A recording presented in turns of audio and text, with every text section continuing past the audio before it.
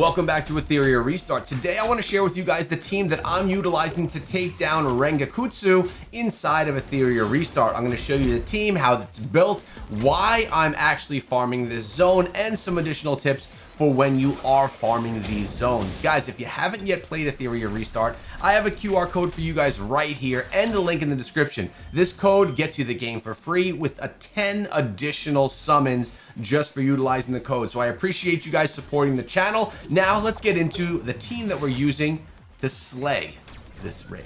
But first, as I mentioned, we are doing this on Hell difficulty. We're able to get this done in like 25 to 30 seconds, so a very quick raid. And the reason why I'm going here is for the Codex of Magic Shell. The Codex of Magic Shell is essentially going to allow me to not have to use a skill ability while still using the skill. Let me clarify that. When you're utilizing this shell, you're able to use one of your skills, but it doesn't penalize you for using it. So in PvP, you can get an additional use of that skill, which can be extremely valuable. So this is the main reason that I'm farming this zone for the Codex of Magic. Now let's take a look at some of the Animus that are on this team, starting with Claws. Absolutely love her. Focusing in on her S3, protects the cat's EMP grenade, leaving her graffiti mark and dealing 260% damage to all enemies there with 100% chance to inflict a 2-turn defense down, speed down. Love this one. The modules that I have her in here are a Swift Rush. We're going with some Wellspring as well, and Time Weave.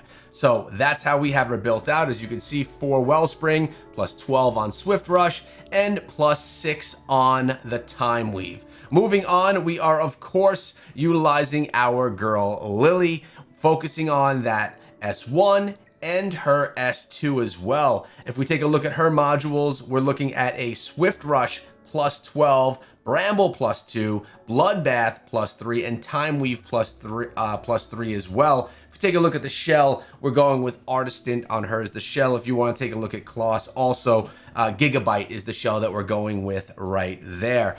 And then of course we got to go with our big damage dealer Didding. We have an S1, S2, S3. Being that this is an SR, we are able to get some really good upgrades with the lattice on him. Modules we're going with here, Onslaught and Harvest, plus 13 on the Onslaught and plus 8 on the Harvest, really focusing on that attack percent. And as for a shell, we're going with White Fang. And finally, the last component of this team is Valyan, with a focus on her A3, or we could say her S3, and we're starting to get a little bit more here of the lattice into Bubble, which offers that invincibility as well. As far as the gear goes, Swift Rush, we got plus 5, Time Weave plus 12, and Bramble plus 3. Not effective there yet though, but we want to get that speed on her and that accuracy. In addition, we're going with the Artistant shell right there as well.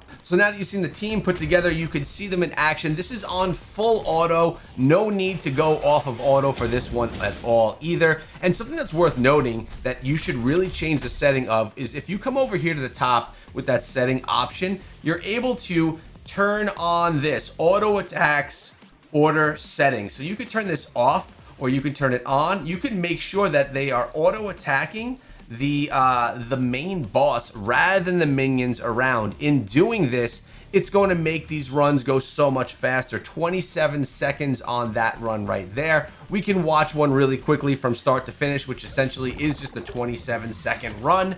And as you can notice, we're going to be targeting that main boss most of the time here, and that's going to allow us to not focus on the minions because the minions aren't really giving us much threat, and we could just get all of the damage into the main boss, Rengokutsu, if I said that right, I'm sure I didn't, and quickly take them down, because at the end of the day, like I mentioned, we are trying to farm that shell. Not quite ready for Inferno here, but we will be getting there shortly as we progress our team. Again, another 27-second run, just not pulling in the right shell yet. And as you can see, it's flawless. We're getting 10 wins, 0 losses every single time around. The completion time, this 10 run was 5 minutes and 27 seconds, and the average is 32 seconds. Every time that I actually seem to look at the screen, it's a 27-second run.